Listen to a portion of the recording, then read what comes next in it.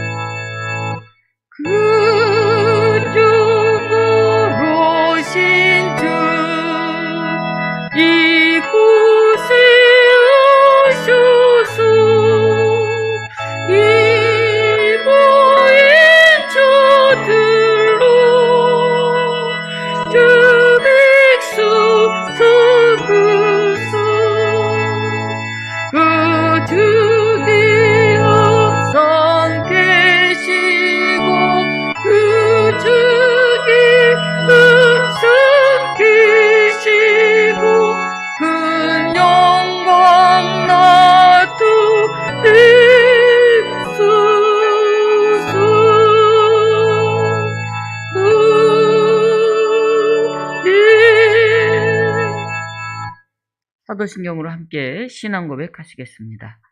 나는 전능하신 아버지 하나님, 천지의 창조주를 믿습니다. 나는 그의 유일하신 아들, 우리 주 예수 그리스도를 믿습니다.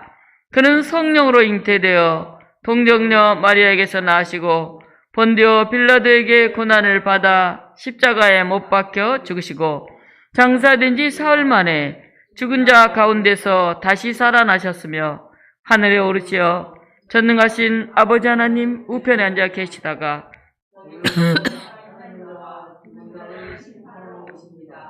나는 성령을 믿으며 거룩한 공교회와 성도의 교제와 죄를 용서받는 것과 몸의 부활과 영생을 믿습니다. 아멘. 찬송가 187장 함께 부르겠습니다.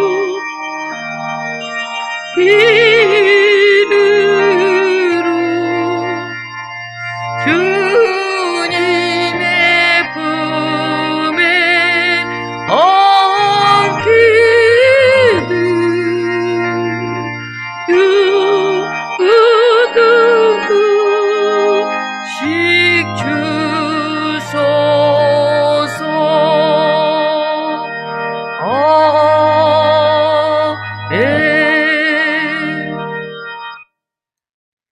교독문 135번 성령 강림 교독을 한 목소리로 하시겠습니다. 그의 위에 여호와의 영 곧 지혜와 총명의 영이요 모략과 재능의 영이요 오직 하나님이 성령으로 이것을 우리에게 보이셨으니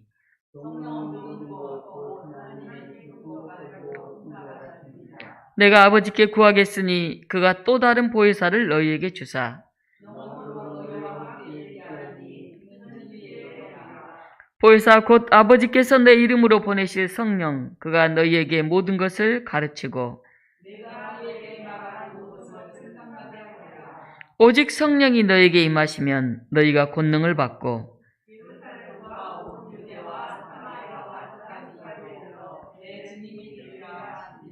아멘. 시간 요한식 장로님께서 기도 인도하시겠습니다.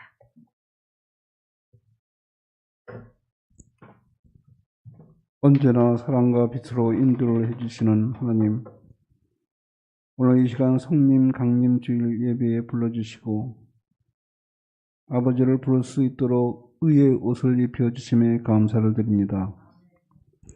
영접하는 자 곧 그 이름을 믿는 자에게는 하나님의 자녀가 되는 권세를 주셨다고 하였사오니 이 자리에 모인 저희들 모두 하나님의 자녀들임을 깨닫게 하여 주시옵소서. 이 시간 우리의 심령 속에 함께하여 주시오. 넘치는 감사와 기쁨으로 주님께 경배하게 하여 주시옵소서. 사랑이 넘치시는 주님, 우리들의 한 주간의 삶을 되돌아볼 때 세상 정욕을 쫓으며 교만하게 살아왔음을 고백합니다. 이 시간 우리의 교만함과 좋지 않은 습관을 제거해 주시고 능력의 예수님의 보혈로 씻어 주셔서 예배자로서 합당하게 하나님 앞으로 나아갈 수 있도록 이끌어 주옵소서. 주님의 은혜와 평강이 한국교회 가운데 함께 하시오. 어렵고 힘든 시기를 지혜롭게 극복해 나갈 수 있도록 은혜를 더하여 주옵소서. 운영하신 주님, 우리의 삶이 믿음 가운데 복음을 전하는 일에 열정을 갖게 하시고 불우한 이웃에게 주님의 사랑을 나누어 주님의 마음을 전하게 하옵소서. 늘 부족하고 연약한 저희들이지만 약할 때 강함이 되시는 깊은 은혜의 하나님을 신뢰하며 하나님의 행하시고 이루시는 놀라운 일들을 경험하게 하여 주시옵소서. 참 좋으신 주님, 주님의 몸된 교회를 위해서 애쓰시는 목사님을 성령의 능력으로 붙들어 주셔서 주님의 역사가 일어나게 하옵시고 이 시간 하나님의 귀한 말씀이 선포될 때 우리의 삶과 현장이 살아나고 구별하여 나아갈 수 있는 길을 찾는 생명의 말씀, 능력의 말씀이 증거되게 하옵소서. 오늘도 살아계 역사하시는 우리 주 예수 그리스도의 이름으로 기도드리옵나이다. 아멘.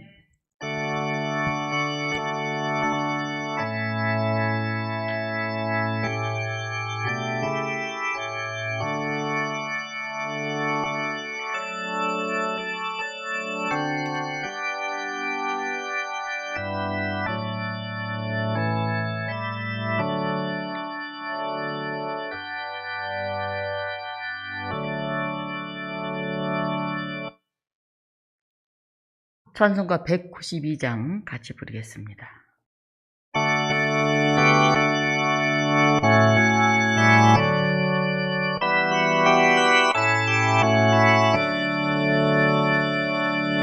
임하소서 임하소서 푸른 끝에 성령의 휴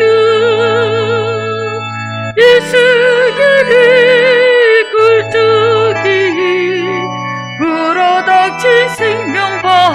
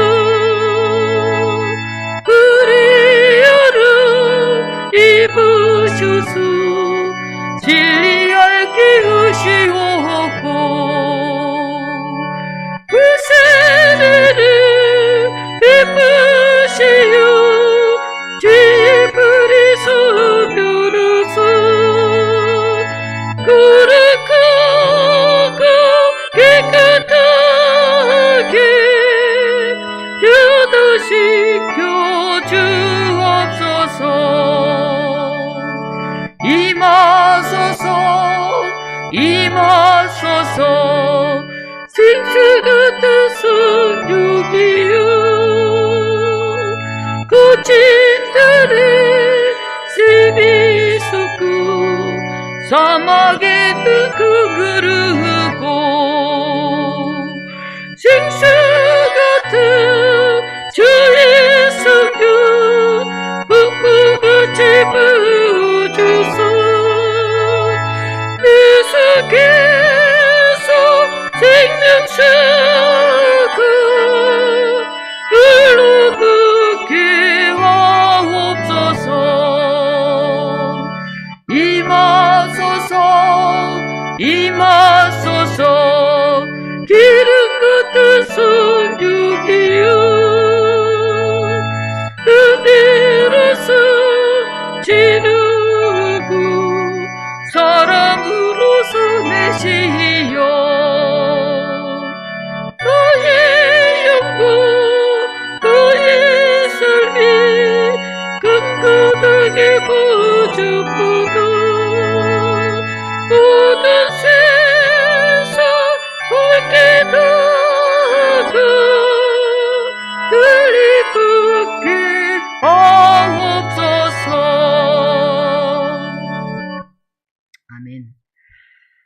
주보를 좀 찍어서 우리 카톡방에 올려주시면 좋겠네요. 가능한가요? 네.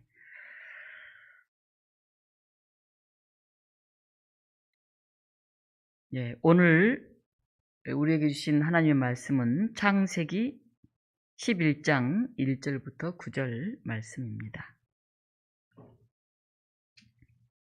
창세기 11장 1절부터 9절까지 말씀을 제가 봉독하겠습니다. 온 땅의 언어가 하나요 말이 하나였더라. 이에 그들이 동방으로 옮기다가 신할 평야를 만나 거기 고류하며 서로 말하되 자 벽돌을 만들어 견고히 굽자 하고 이에 벽돌로 돌을 대신하며 역청으로 진흙을 대신하고 또 말하되 자 성읍과 탑을 건설하여 그 탑 꼭대기를 하늘에 닿게 하여 우리 이름을 내고 온 지면에 흩어짐을 면하자 하였더니 여호와께서 사람들이 건설하는 그 성읍과 탑을 보려고 내려오셨더라. 여호와께서 이르시되 이 무리가 한 족속이요 언어도 하나이므로 이같이 시작하였으니 이후로는 그 하고자 하는 일을 막을 수 없으리로다. 자 우리가 내려가서 거기서 그들의 언어를 혼잡하게 하여 그들이 서로 알아듣지 못하게 하자 하시고 여호와께서 거기서 그들을 온 지면에 흩으셨으므로 그들이 그 도시를 건설하기를 그쳤더라. 그러므로 그 이름을 바벨이라 하니 이는 여호와께서 거기서 온 땅의 언어를 혼잡하게 하셨음이니라. 여호와께서 거기서 그들을 온 지면에 흩으셨더라. 아멘. 오늘 성령 강림 주일이며 우리 교단의 도시 농어촌 선교 주일입니다. 사실 도시의 작은 교회들 또 농촌에 있는 교회들은 정말 예수 그리스도 하나님의 영에 의해서 새 힘을 얻지 않고는 아주 작은 교회, 시골 교회들을 잘 세워가기가 굉장히 어렵습니다. 그래서 농촌 인구가 계속 줄고 있고 노인들만 남아 있어서 60대는 청년회에 속한다 그럽니다. 시골에서는. 그 70이 넘어야 어른 대우를 받는다는 거죠. 그 정도로 고령화 사회, 우리 농촌 사회가 이루어져 가고 있는데 이번에 이 농촌 목회자협의회에서 온 공문을 보니까 이 농민 기본소득제를 계속 주장하고 있더라고요. 그래서 농사 짓는 사람에게는 기본을 줘라. 최소한 먹고 살 정도. 예를 들면 뭐 한 100만 원이나 뭐 이렇게 말하겠죠. 그래서 농사를 지면 밥은 먹게 해라. 입에 풀칠은 하게 해라. 그래야 이 시골을 안 떠나지. 다 떠나면 어떻게 되겠느냐. 이런 주장을 계속 하는데 굉장히 일리가 있는 주장이다 하는 생각이 듭니다.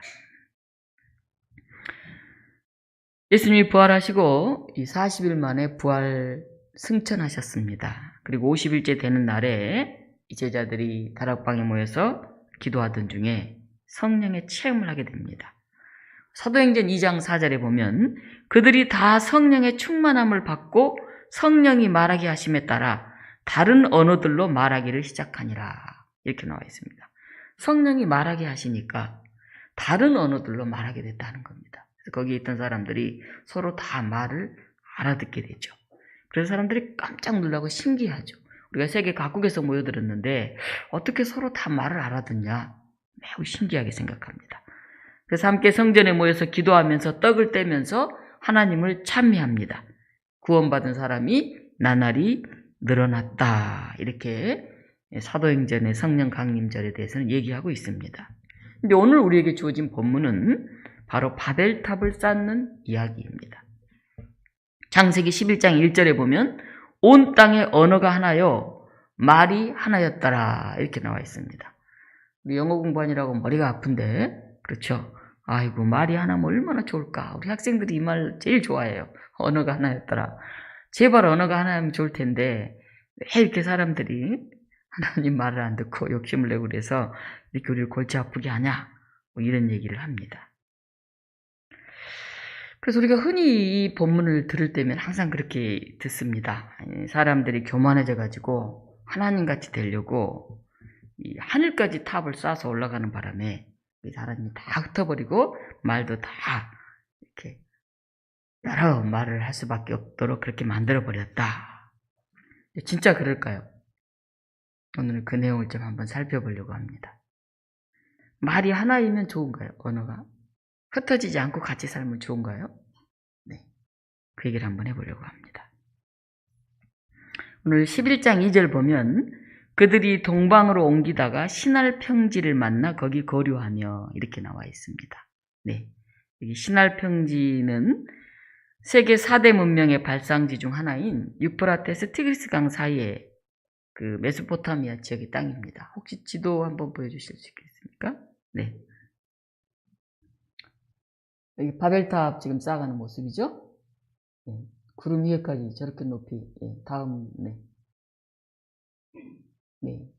여기 오른쪽 아래 갈대아 우루 보입니까? 저 제일 가운데 위쪽 위에 하란 보입니까? 네. 갈대아 우루가 아브라함이 태어난 고향이죠? 거기서 그 아버지가 저기 하란까지 이렇게 갔죠. 거기서 살고 있다가 하나님이 아브라함을 불러서 이게 가나안 땅으로 떠나는데 요 가운데 땅. 여기 메소포타미아라고 써져 있죠? 유프라테스, 티그리스 가운데 메소포타미아 보이죠? 그 위에 뭐라고 보입니까? 비옥한 초승달 지대. 엄청 좋은 땅이었다 그 얘기입니다. 옛날에 제일 좋은 땅이 어느 땅입니까? 물이 있는 땅. 물. 수도가 없으니까. 물이 있어야 뭐 곡식도 자라고 또 짐승들도 먹고 사람도 먹고 살 수가 있어요. 물이 가장 중요했기 때문에 이 티그리스 강, 유프라테스 강 사이에 있는 이 메소포타미 지역 여기는 굉장히 좋은 땅이었다는 거죠. 그 부분이 신할평화가 있는 쪽이 신할평화 오늘로 말하면. 그러니까 신할평화는 어디에 있었다고요? 아주 좋은 곳. 심지어는 거기가 에덴 동산이었다 이렇게 말한 사람도 있잖아요. 그 좋은 곳에 사람들이 모여들었다는 거죠. 네. 이 신할평화에서 수메르 문명이 꽃피었습니다.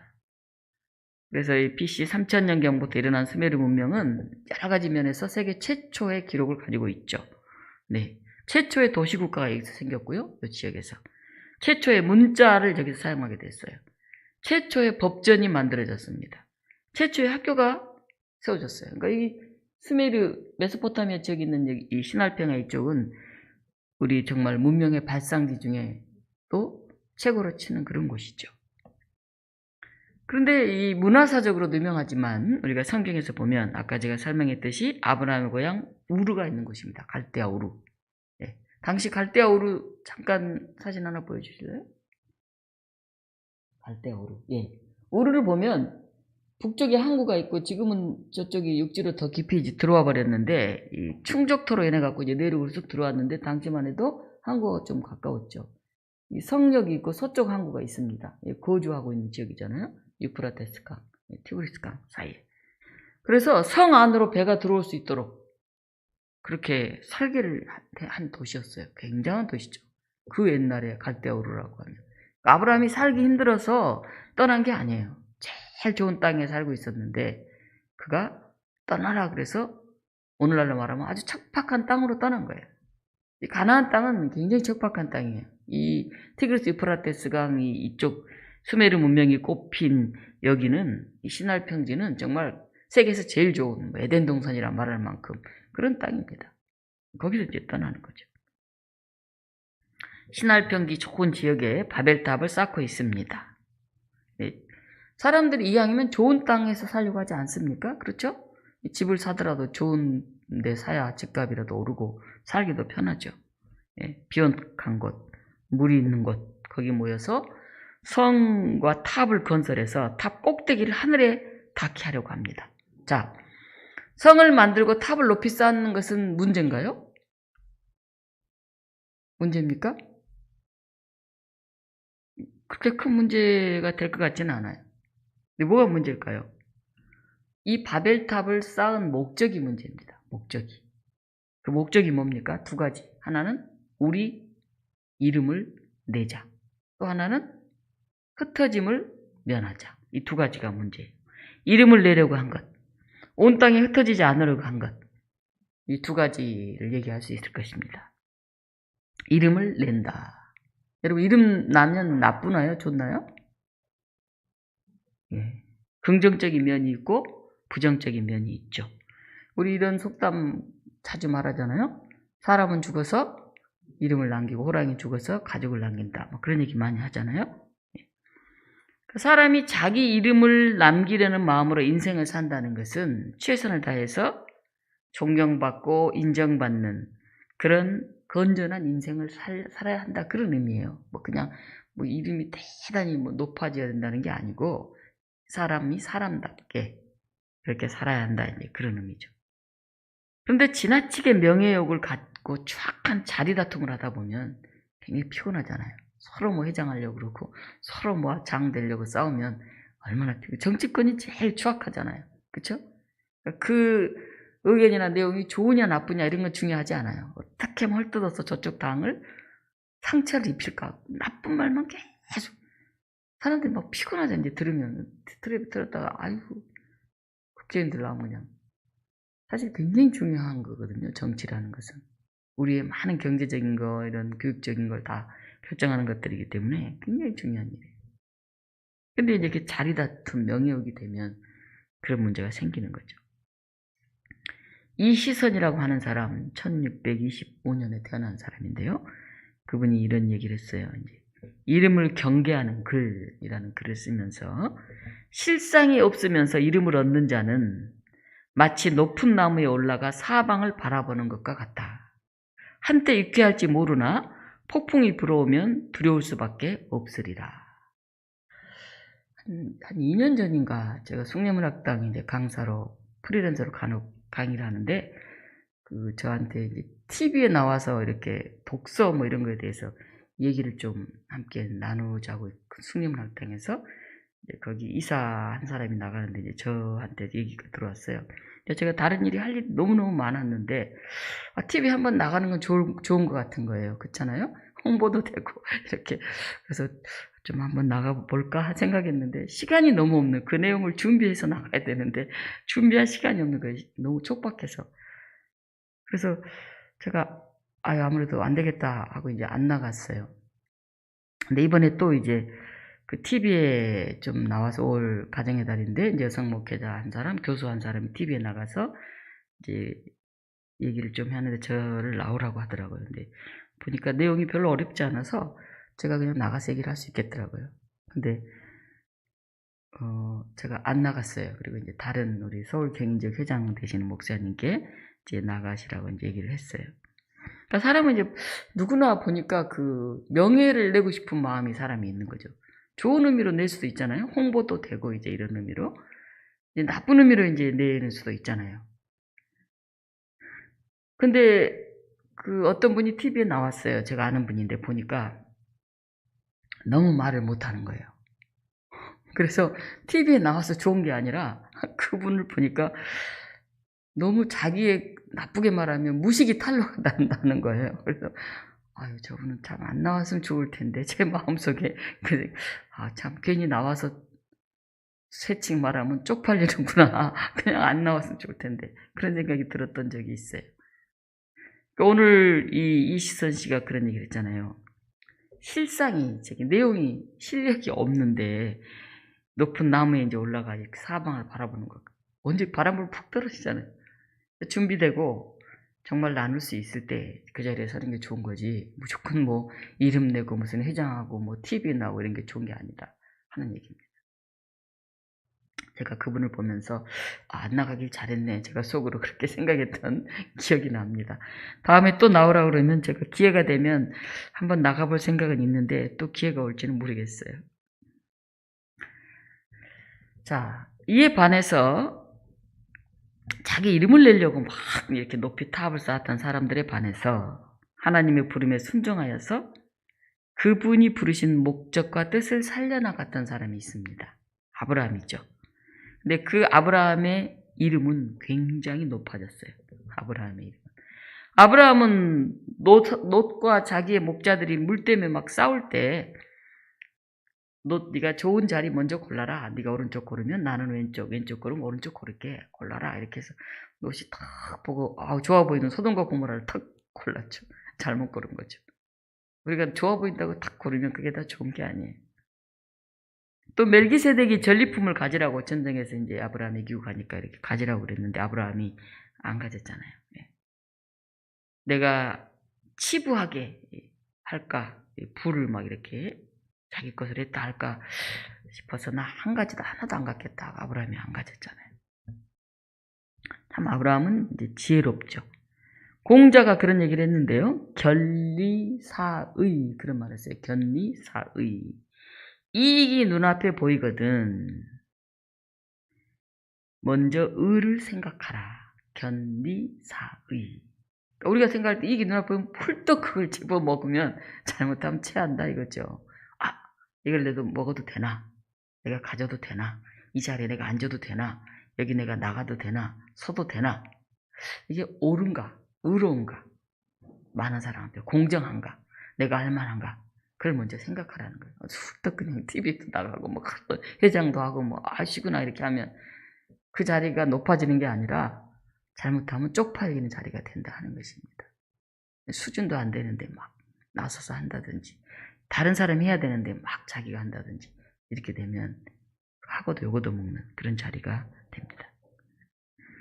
그러니까 당장은 손해 같지만은 때로는 전체를 생각하면서 한 걸음 늦게 가면 그 사람이 존중을 받아요. 존중.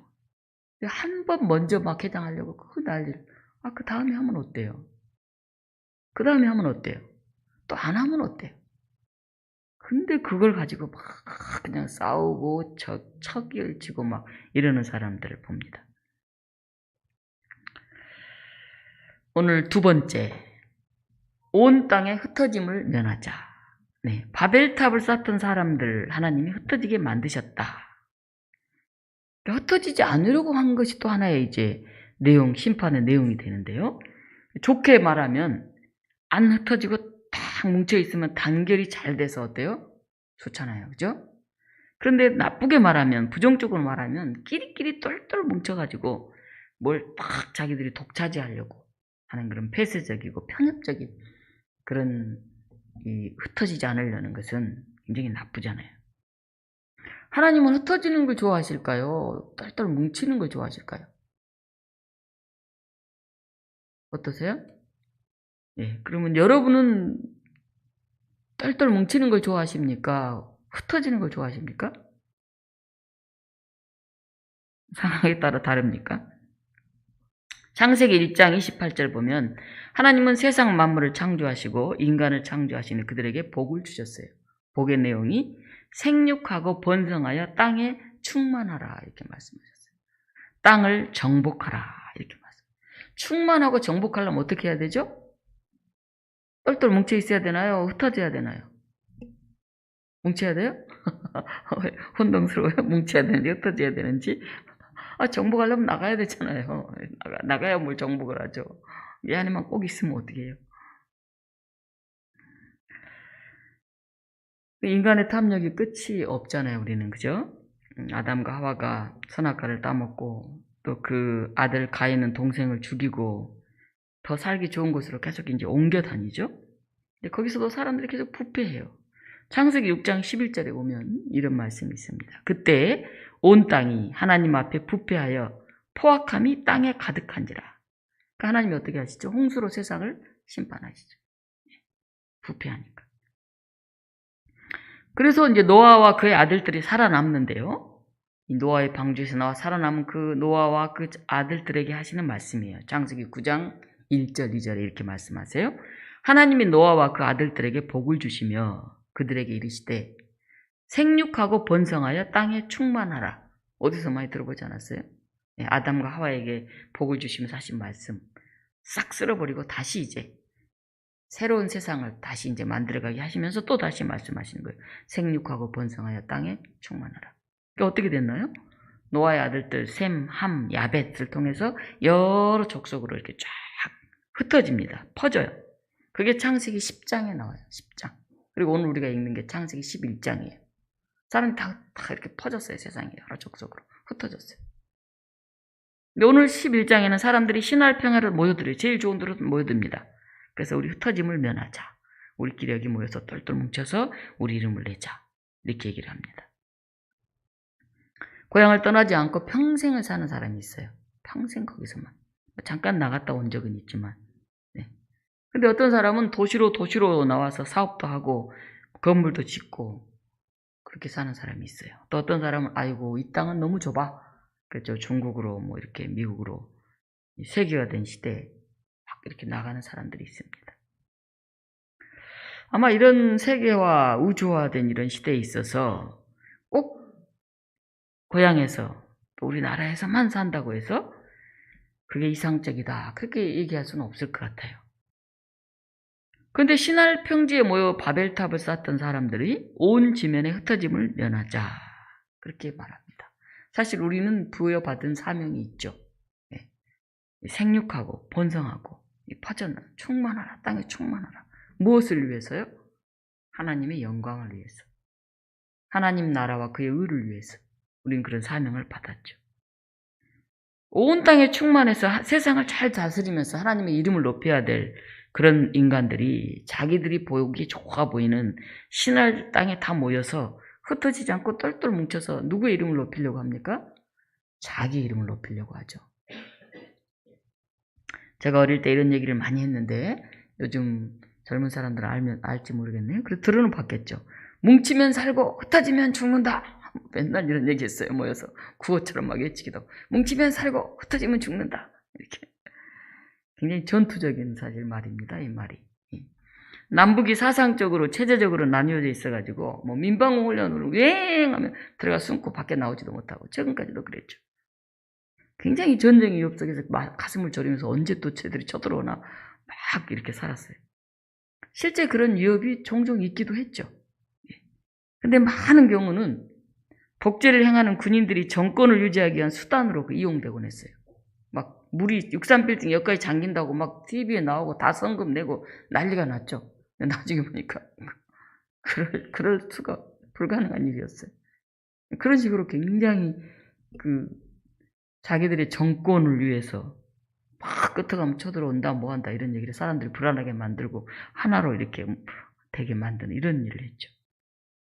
게르만 민족주의로 똘똘 뭉친 독일 히틀러가 이런 마음으로 뭉치게 해가지고 나치 시대를 열었어요. 그래서 2등 인간인 유대인들을 다 학살하고 또 세계대전을 일으켰어요. 많은 독일 사람들이 우리 게르만 민족의 우수성, 우리가 세계를 정복하고 승리하자 이렇게 찬양하면서 거기에 동참을 했습니다. 2차 세계대전에서 패배한 다음에 독일 사람들이 너무 충격을 받았어요. 야, 우리가 너무 무식했다. 무식하면 용감하다고. 어떻게 우리가 이런 일을 저질렀을까? 자기들이 한 일에도 자기들이 너무 충격을 받았어요. 굉장히 반성하고 그때 죄를 지었던 사람들 다 재판장에 세우고 일일이 죄값을 다 물었어요. 그리고 이 길거리 제가 독일 갔다 왔는데 언제 여러분들이 보여드렸죠? 노란 동판 하나 이렇게 딱 새겨놨는데 거기 이 집에서 끌려간 유대인들의 이름을 그 집 앞에다 다 바닥에 동판을 세워서 지나간 저는 이게 뭔가 반짝반짝해서 굉장히 좋은 건지 알았더니 굉장히 부끄러운 흔적을 그렇게 곳곳에 동판들이 있어요. 그 도시에. 제가 깜짝 놀랐어요. 그리고 그들은 후손들을 교육하죠. 지도자의 정책과 방향에 생각 없이 따라가는 것, 반성한다 우리는. 절대 무조건 따라가면 안 된다. 꼭 판단하고 비판하고 토론해야 된다 이렇게 교육을 합니다. 독일은 철저하게. 독일 신학은 굉장히 비판적이에요. 성경도 그냥 무조건 믿으라고 하지 않고 굉장히 분석적이에요. 그냥 은혜 충만 이런 게 아니에요. 독일 신학, 독일 교육은 그렇습니다. 우리 동양의 나라들은 어떨까요? 국가, 이 민족이 개인보다 훨씬 중요하다. 이렇게 우리는 배웠죠. 근데 이제 자기 나라의 이익을 우선하다 보면 어떻게 됩니까? 우리 사람과 생각이 시야를 아주 좁게 이렇게 만들죠. 다른 사람, 우리 이 안에 들어오지 않는 우리 나라 또는 우리 공동체 안에 들어오지 않는 사람들은 따시키거나 또는 인권을 탄압하거나 그런 경우가 생기죠. 최근에도 힘센 세계의 여러 나라들이 자기 나라의 이익을 우선하느라고 약한 나라들을 억압하잖아요. 여러분 그들이 행복해질 권리도 그냥 침해하잖아요. 오늘 우리가 미얀마를 위해서 헌금하자 이런 얘기를 했는데 옛날 같으면 아마 미국과 소련이 딱 미얀마에 개입을 해가지고 자기 편 정권을 세우려고 막 이렇게 했을 거예요. 지금 중국, 러시아 쪽에 좀 가깝게 지낸다고 그러지, 군부. 그래서 그 안 되면 반으로 쫙 우리나라처럼 쫙 나눠서 북쪽은 소련 니네가 가져, 아래쪽은 미국인 우리가 가질게 이래가지고 자기 말 잘 듣는 꼭두각시 하나씩 딱 이렇게 쳐놓은 거예요. 근데 지금 여기 힘의 균형이 지금 만만치 않은지 지금 개입을 못하고 있죠. 힘센 나라들이. 그러니까 인간을 중심으로 어떤 사상, 무슨 여기 자본주의냐, 뭐 사회주의냐, 뭐 어떤 이데올로기를 중심으로 이렇게 뭉치면, 뭉쳐도 문제예요, 뭉쳐도. 자기 나라, 힘 있는 나라, 뭐 이런 이익을 중심으로 되니까. 흩어져도 문제예요. 그러니까 뭉치는 게 좋냐, 흩어지는 게 좋냐, 이게 중요한 게 아니에요. 제가 이제 좀 큰 교회에 있어 보면 끼리끼리 꼭 그룹이 있어요. 너무 크니까 몇천 명 막 이러니까 끼리끼리 이렇게 또 그룹이 있어 항상. 근데 이제 전체 교회를 위해서 해야 되는 일이 있는데 자기 조그만 끼리끼리 위해서 전체를 생각을 안 해. 이게 오히려 이게 불편한 이런 모임이 되는 거예요. 불편한 모임. 또 자신이 나가는 교회에 대한 자부심은 대단해요. 우리 교회는 이렇게 크고 뭐 대단한데 다른 교회나 이런 교인들은 별로 인정을 하지 않아. 뭐 조그만 교회 별로 인정하지 않고 어떨 땐 무시해. 성경은 셈족의 후손인 아브라함에게 초점을 맞추죠. 예. 아버지 고향 친척 그 좋은 땅 거기 뽁 빼내가지고 거기 계속 있지 말고 전 세계 좀 나가서 좀 다른 하나님 나라 일을 좀 해봐.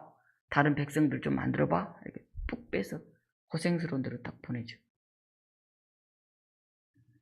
자기 스스로 좋은 곳에 남아서 이름을 높이려고 했던 신할 평야에서 바벨을 쌓는 사람들과 전혀 다른 모습이죠. 그래서 실제 아브라함이 어떻게 됐습니까? 세계 3대 종교에서 믿음의 조상이 됐어요. 이름을 엄청 높였죠, 아브라함. 아브라함 같이 이름을 높인 사람이 없을 거예요. 기독교, 유대교, 이슬람교에서 다 자기들의 믿음의 조상이라고 아브라함을 다 받들고 섬기고 있으니 얼마나 이름이 높아졌습니까? 오늘 제가 이제 제목으로 잡은 부분이 바로 앞으로 말하려고 하는 부분입니다. 찾아오시는 하나님. 창세기 11장 5절 같이 한번 읽어보겠습니다. 함께 읽습니다. 여호와께서 사람들이 건설하는 그 성읍과 탑을 보려고 내려오셨더라. 오늘 1절에서 9절까지의 핵심은 바로 이 5절이라고 생각을 합니다. 한번 PT 한번 띄워주실래요? 네, 보이나요? 온 땅의 언어가 하나요, 말이 하나였더라. 제일 아래 가. 온 땅의 언어를 혼자밖에 하셨더라. 서로 나 거기서 서로. 자, 우리를 위하여 짓자.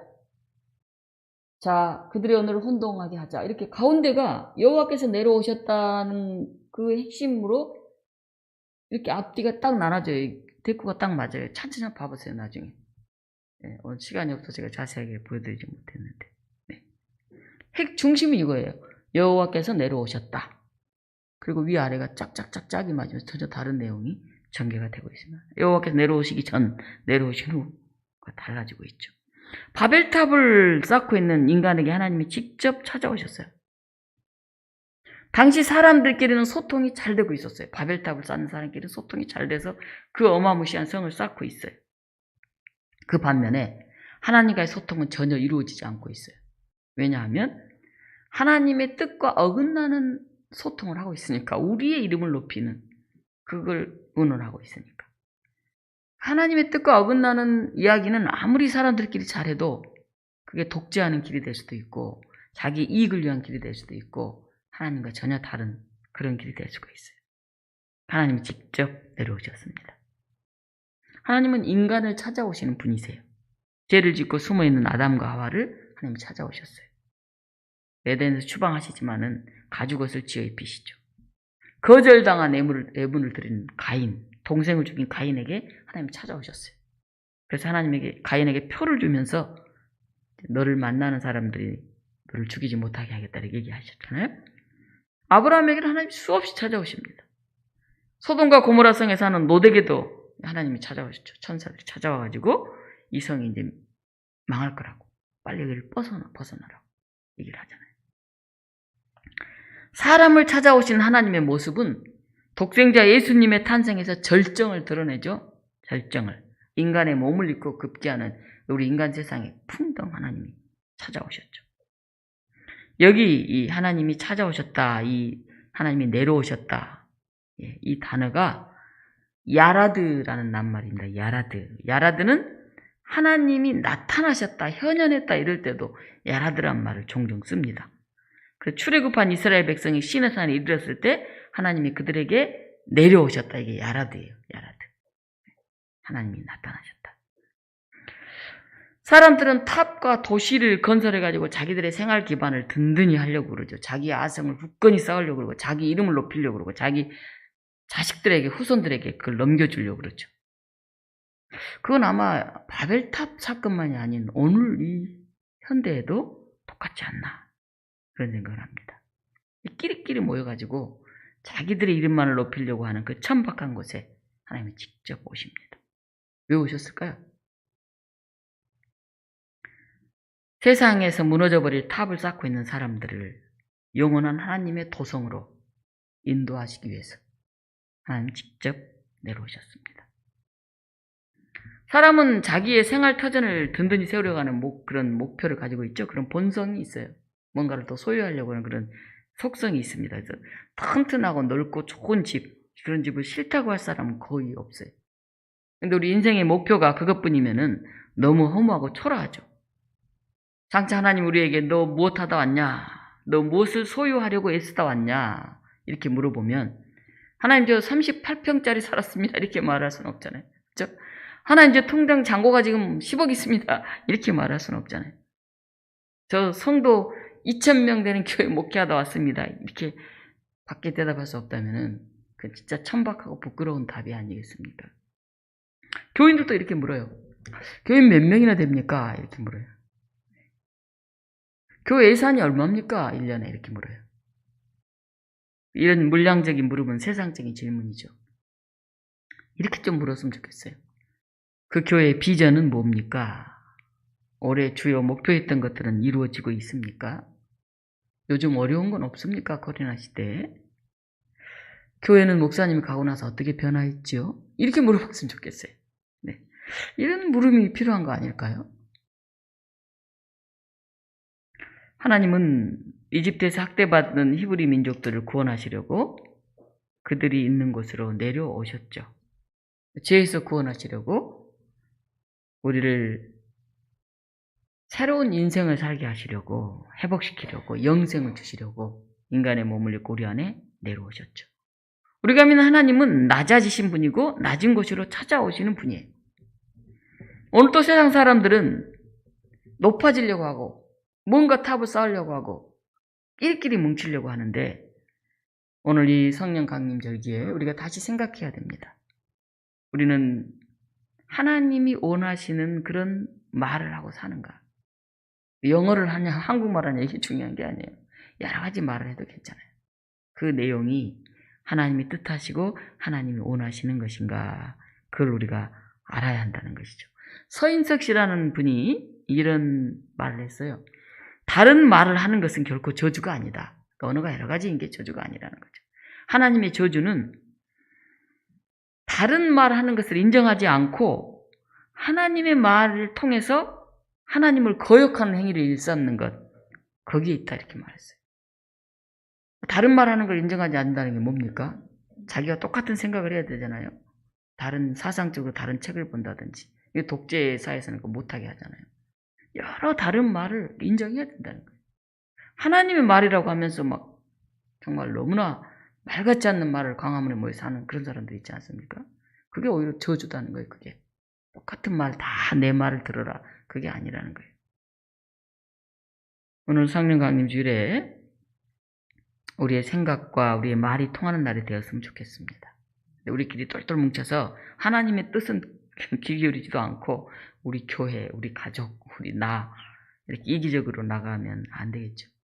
하나님의 음성에 귀를 기울이고 서로 다양한 다른 사람의 목소리에도 귀를 기울이고 내 벽을 자꾸 헐고 세상으로 더 이렇게 나갈 수 있는 바로 그런 영이 하나님이 원하시는 성령이 아닌가 하는 생각이 듭니다. 세계 곳곳에서 모여들었던 사람들이 다 자기 언어로 알아들을 수 있고 또 다 자기 지역으로 나갔죠. 나가서 하나님의 그 위대한 뜻을 전했겠죠. 오늘 우리 가운데 오신 하나님을 바라보면서 우리도 그 하나님의 놀라운 역사를 증거할 수 있는 교우 되시기를 주님의 이름으로 축원합니다. 좋으신 하나님, 오늘 우리 안에 찾아오심을 감사드립니다. 우리가 욕심이 많아서 더 많이 가지고 더 많이 높아지려고 하고 다 내 생각, 내 뜻대로 하나로 만들어 가려고 하는데 하나님은 우리를 흩으십니다. 그래서 곳곳으로 내보냅니다. 다양한 말을 사용하면서 다양한 사람들 이야기를 듣게 하십니다.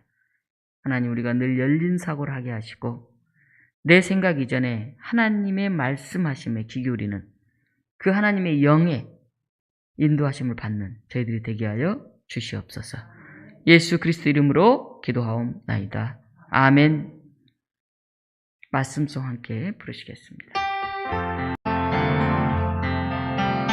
이 말씀 들으서는 동안 지치지 않게 하시고 이 말씀 들으서는 동안 주님 뜻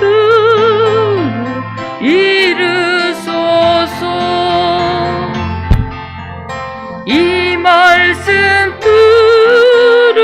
들으서는 동안 지치지 않게 하시고 이 말씀 들으서는 동안 주님 들어 이루소서. 아멘. 찬송가 438장 부르시면서 준비하신 봉헌하시겠습니다. 여러분에게 들어오실 때 봉투를 하나 드렸는데 우리 미얀마에서 군인들에 의해서 총칼에 지금 쓰러지고 있고 그 민주화를 위해서 여러모로 애쓰고 있는데 우리가 뭐 직접 가거나 어떻게 할 수 없지만은 그들에게 조금이라도 도움이 되는 그런 마음으로 그 미얀마를 위한 특별 헌금을 오늘 하기로 했습니다. 여러분들 마음을 모으셔서 꼭 참여해 주셨으면 좋겠고 혹시 준비 못하신 분들은 다음 주일까지 우리 미얀마를 위해서 아주 작은 액수지만 기도하는 마음으로 모두 참여해 주셨으면 좋겠습니다. 438장 찬송 부르겠습니다.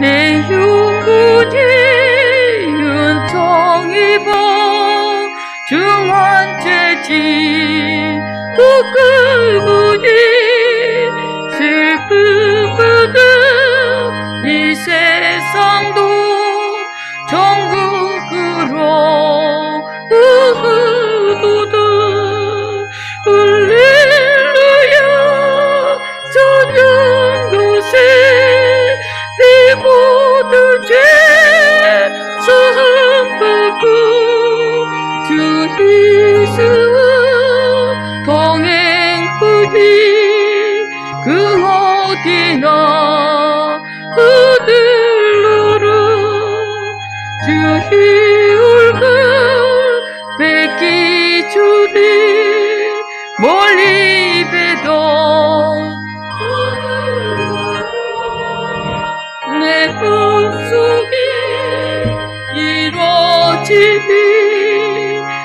날로 날로 그급도도 할렐루야 전영 것에 내 모든 죄 사함받고 주 예수 동행하리 그 어디나 얻으러라 분순이 거진들이 음악이나 금거리나 내 주 예수 모신 곳이 그 어디나 흔들러라 할렐루야 저녁 곳에 내 모든 죄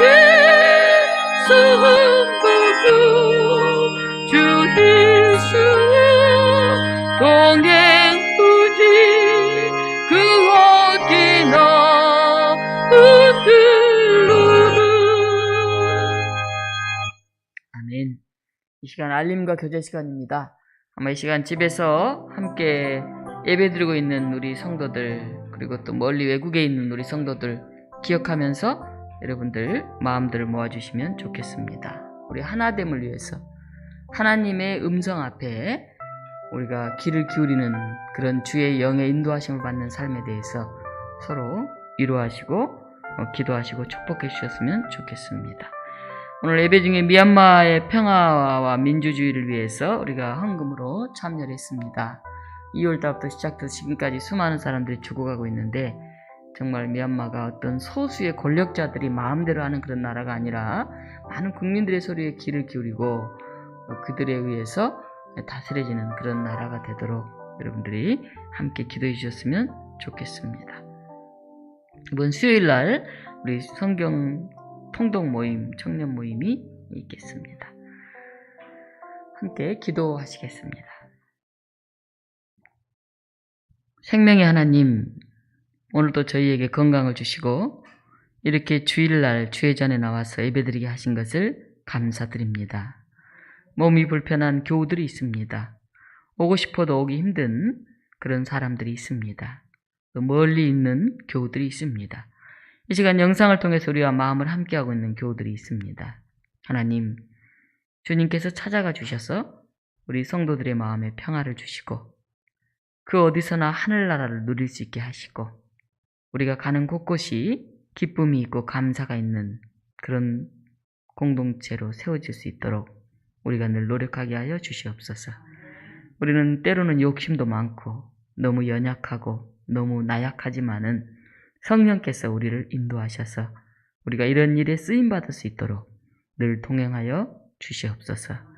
우리에게 주신 건강, 시간, 예물 모든 것 감사하면서 주님께 드립니다. 주님, 우리의 모든 예물이 기쁘게 쓰임받게 하시고 특별히 미얀마에서 군인들의 총칼에서 죽어가고 있는 그 국민들을 불쌍히 여기셔서 인권이 존중되고 사람의 생명이 귀한 것으로 여김받는 그런 나라로 세워져 갈 수 있도록 성령께서 함께하여 주시옵소서. 예수 그리스도 이름으로 기도하옵나이다. 아멘. 함께 일어나셔서 183장 찬송 부르겠습니다.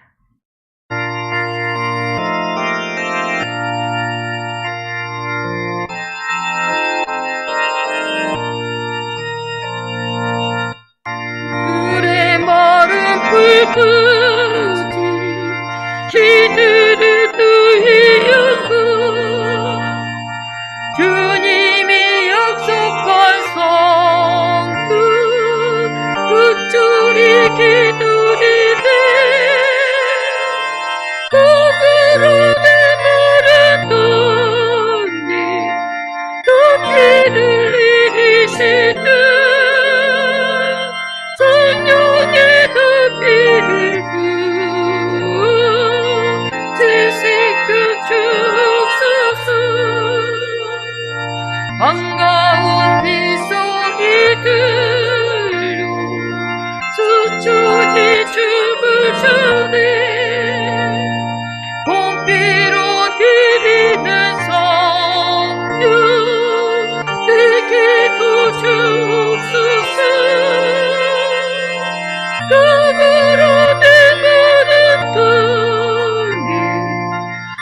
비를 내리시듯